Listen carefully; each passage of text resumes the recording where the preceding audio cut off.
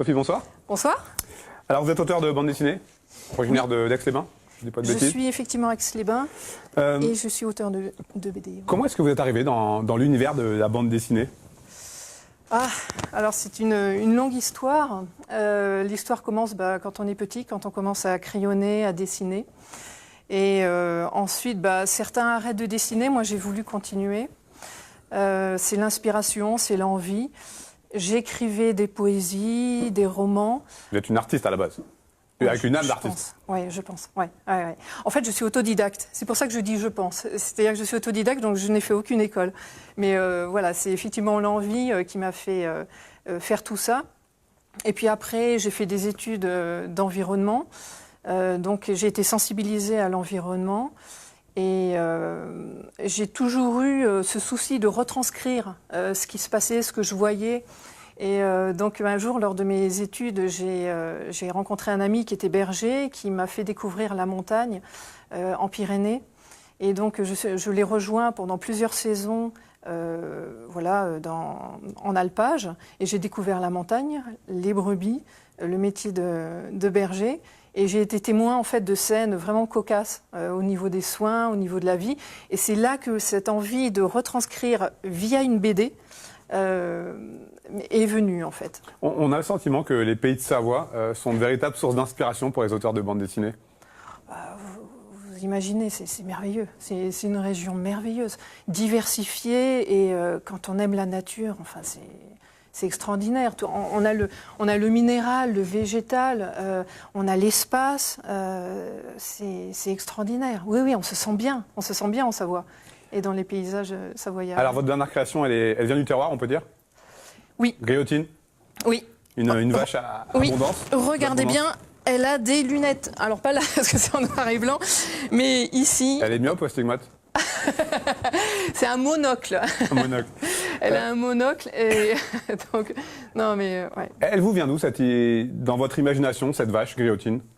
En fait, quand j'étais avec cet ami dans les Pyrénées, j'ai découvert les brebis, j'ai voulu faire une BD et Fmur, pour ceux qui connaissent, qui a écrit Le génie des alpages, qui a créé un univers autour de la montagne et des brebis, donc avait déjà pris cet univers des brebis. Et donc j'ai pas été engagée à utiliser cet animal. Et c'est en déménageant en Franche-Comté que j'ai découvert vraiment les vaches. C'était les Montbéliardes à l'époque.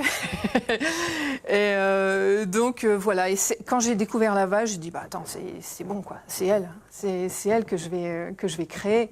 Et donc en arrivant à Aix-les-Bains, j'ai dit allez hop, un monocle et c'est fait. Alors cette Griotine, elle porte un regard assez critique sur le monde qui l'entoure, le monde des humains. Oui, tout à fait. L'idée, c'est une vache qui, justement, vous parliez des paysages savoyards, c'est une vache qui est en alpage, dans un espace vaste, elle a tout ce qu'il faut pour vivre, elle est dans l'abondance, et elle a un regard sur des gens qui la côtoient, c'est-à-dire les êtres humains. Effectivement, elle a un regard, c'est une vache, c'est-à-dire qu'elle a un bon sens, en fait.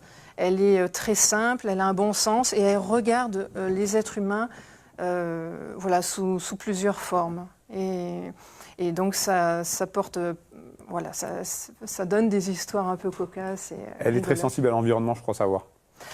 Elle vit dedans. C'est pas qu'elle est sensible, c'est son univers. Donc elle a du bon sens par rapport à ça. Et voilà, franchement, c'est que du bon sens en fait, l'environnement. Est-ce que c'est aussi une manière de faire passer vos messages? Oui, bien sûr. Oui, bien sûr. C'est ce qui est réjouissant quand on fait ce type de BD, c'est-à-dire qu'on vit dans un décalage entre ce qu'on aimerait, ce qu'on sent, et puis ce qui est. Et donc cette vache, elle me permet de faire un peu passer certains messages. Et puis aussi, ça me fait du bien en fait d'être un peu à sa place dans cette abondance et dans cette simplicité. Vous avez continué à écumer les montagnes, les alpages pour vous imprégner de cet univers des vaches, de Griotine? Oui, de toute façon, je randonne toujours.